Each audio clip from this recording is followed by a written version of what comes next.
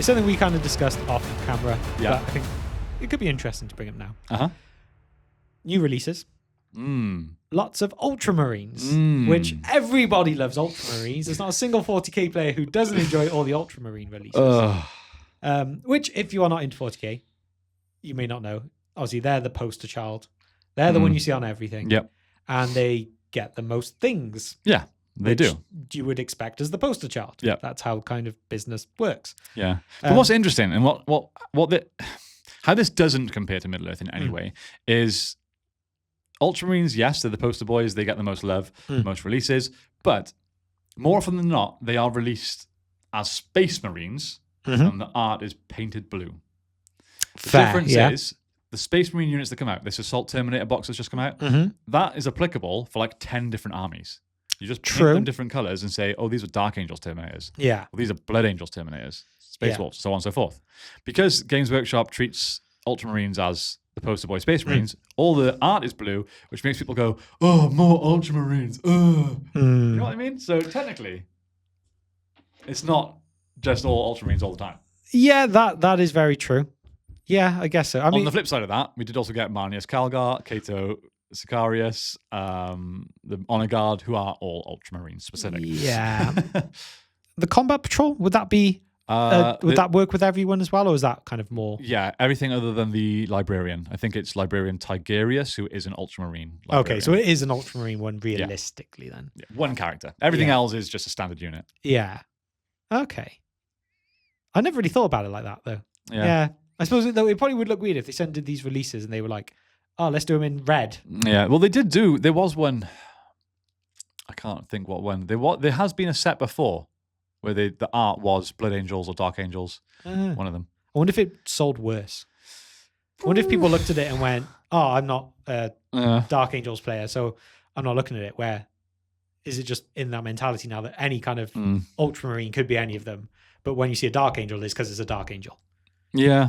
I don't know. It's interesting. It's an interesting discussion. I think the Combat Patrol also comes with the Ultramarine upgrade sprue. So they are definitely like, these should be Ultramarines. Yeah. Okay. Well, my point from this was... Yes, sorry. Carry on. We don't really have that in Middle-earth, do we? We don't really have... Wow. There was a time, I guess you could argue Rohan. Yeah. And Rohan does, I don't know if it still does, but had a lot more heroes and attention to it. Yeah. But these days, I'm not. It might still be Rohan. I'd say it's still Rohan. If you think of this edition, which released in December, January, I can't think now. We're almost a year into it. Yeah. Like we're approaching a year. The releases we've had for the game, new Rohan Infantry, Haleth, Hammer, Helm, Hera, Leaf, Olwyn, Freolaf, they're all Rohan. You could probably count less than that many releases for every other faction combined. So I would say Rohan is still quite heavily poster boys. Do you think that's... They're the Ultramarines. But do you think that's a good thing or a bad thing? Do you think it's good to have a poster child for a game that involves this many armies? No. Specifically Middle-earth, because Lord of the Rings is something that's quite widely loved in general. If you're a Lord of the Rings fan, you probably know about most of the factions. You know, but whereas... Because 40k is something new, it's its own IP, and Games Workshop are trying to get it out to the masses. They want something to be recognizable. If they start putting Gene Stealers on their boxes, the average person that doesn't really know 40k is going to, their eyes are going to pan straight past it. It's not going to like trigger something. Where they see a blue Ultramarine, they go, ooh, that's a Space Marine, isn't it? Yeah. So it's different. I think it's hard to compare. Whereas Middle-earth, if you see a Gondorian warrior, if you're a fan of Lord of the Rings, you're still going to know what that is. You don't have to be a fan of MESBG, but if you know Lord of the Rings, which most people do, you'll still know it. So I think poster boys and poster armies are less important. And they probably shouldn't be one. Okay, so do you think Games Workshop are making a mistake then at the moment? Or is it a thing of every army goes through a phase? And this is, I mean, it was War of the Rohirrim. So... And how long do you give phase 2 if that is the case then? Like, but I felt like even with the last starter set was... the last one was Osgiliath, wasn't it? Yes. Yes. So that was Gondor focused. Yeah. But it even felt like even in that period of time, Rohan still was more favoured, if anything. Yeah. Yes, we had a new Faramir, Madril, Damrod. We had some cool releases, but it just still felt like around that, GW love Rohan. They do, and I guess... Like, do you feel any Gondor love now during this Rohan era? Oh, no, not at all. Exactly. I'm trying to think of the last Gondor kind of thing, I guess. Like, I don't think there's been anything this edition. no, maybe not. I mean, unless we're forgetting something obvious. Which we could be, I don't know. Yeah. But yeah, it feels like such a weird move to almost ignore armies. Yeah. I mean, when was the last time Mordor had something that was, feasibly useful? Feasible. Have we had anything? For such a huge army, a huge faction, they've got some of the most unit options in the game. We haven't had new infantry for decades. No, I'm wondering if it's probably the latest Witch King. Could be. Is the latest, because you could maybe talk about the odd, Umbar release and stuff, but now they don't count towards Mordor. It's harder again then to say, oh, well, there was this odd thing or this hero, and it's like, well, actually, they don't now. Yeah, there was the stuff that came out with the Rise of Angmar book. Yeah. What were they? Oh my god, my brain today. What, as in the heroes or the bad guys? Oh my god. What? Khan Doom. Oh, Jeez, right. my head. I wasn't even sure where you were trying to go with that. Yeah, so they were relatively new, but again, you can't say that that's Mordor, really. No. So, yeah, it's been a long time. And if you were going to argue it, you'd probably say the two main factions in the game, good and evil, would be Rohan and Mordor. You'd have to say that, right? But I feel like that is because they've put out so much more Rohan stuff. I feel like, I mean, I guess competitively, Rohan aren't in the strongest place right now. So you don't actually see many people playing them. Right now, no. So, well, you do out of pure accessibility, but usually that's the people who have just got into it and gone, oh yeah, there's a lot of Rohan stuff. Oh, I like the riders. Let's try those. Yeah. But it's the new starter set, and that's why. Yeah. Yeah. So in terms of actual play, I'm not even sure Gondor. An elven race, maybe? Would that be the the most used, the most? No, because there's three elven factions: Main Mirkwood, Rivendell, and Lothlorien, and they're all quite evenly used, to be honest. Yeah, that's what I'm struggling to think. If there is an outlier of this one's used more, so does that deserve a push as a? I don't even know if there is now.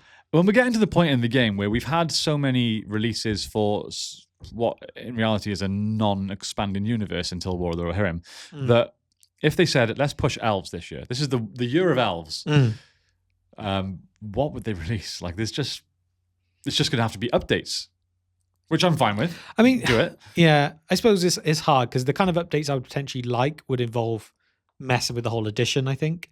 Yeah. It's kind of things like if you have warriors, give them another weapon option. I Go guess back you could to have the days of sticking shields on backs. Yeah, just things like that. But then they're not going to allow stuff like that. So I guess that becomes more of a thing. Do they create more characters at the end? I'm okay with that. I think they kind of have to. Yeah. I mean, War of the Rohirrim, they're created characters mostly because they made a film around an area where you don't really get many details. It's only really Hera. I mean, Wolf, Helm, Freyalaf. Those, yes, but then your extras, your Olwins, your Leafs, right? They're created characters because you needed more. Yeah, it wasn't enough to not have those, or even if it's just some slightly different captains, or they don't necessarily need names, but they need. But the thing is, in Middle Earth, we pretty much just have your epic heroes. You've got your Aragorns, your Gandalfs, Sarumans, Lurts, these big named heroes, and then you've got captains, then your infantry. Why is there not more other types of heroes? Let's go back to 40k with Space Marines. We've got captains, lieutenants, librarians, chaplains. There's all these different kind of parallel ranks that all fit under the tier of epic hero. Then you've got these guys. You know what I mean? Yeah. It's why I kind of like Isengard a lot. Because you got your berserkers, and then you got your scouts, and then you got your warriors. But they're still all just infantry. Yes, but they do kind of have different purposes at the same time. Yeah, but I feel like you could say that with anything. Rohan, you've got your Rohan cavalry, you've got your archers, your whatever. I want different types of heroes that can lead units that do different things.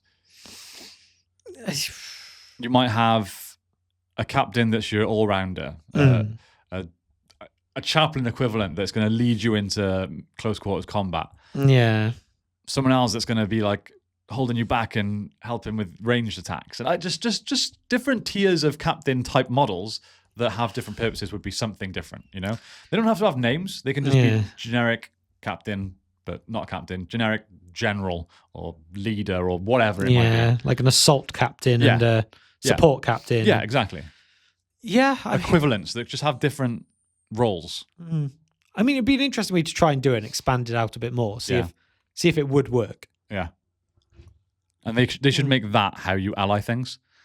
So you then go, okay, Rohan can't ally with I don't know. How do I do this? A Rohan army can't ally with Boromir and his Minas Tirith warriors, but a Rohan ally led by an assault captain could bring in a support captain of Minas Tirith with his infantry. Because they are not tied into certain timelines, certain time periods, and lineage and all this stuff that they try and avoid. That makes sense? But they're just general mini heroes. Yeah. Am I making any sense? I get what you're saying. Yeah. Yeah. I do. I